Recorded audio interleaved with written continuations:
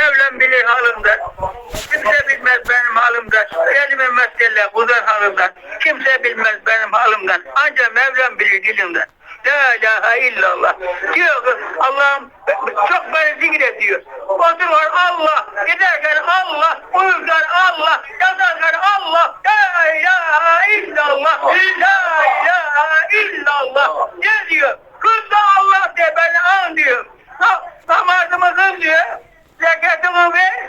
Ondan sonra salat-ı fitrine kıl diyor. O da diyor Muhammed'e acımış. Allah. Hu. Hu. Hu. Hu. Hu. Hu. Hu. Hu Allah. Hu Allah. Hu Allah. Hu Allah. Gelmem ben kuldan halinden. Kimse bilmez onun halinden. Ancak Mevlam bilir dilinden. Gelmem ben. Adam mı olduklar? Ne oldu? İptikçi Mehmet derler. Yeğena da ip bağlamış. Yeğena gelmeme dostu ben de. Yeğena bana niye tabi baksın? Ama yok ben gelemem.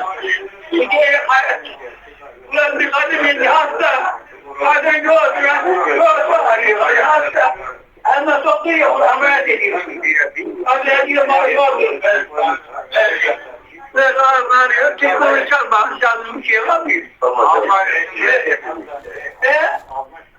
Yani yine onu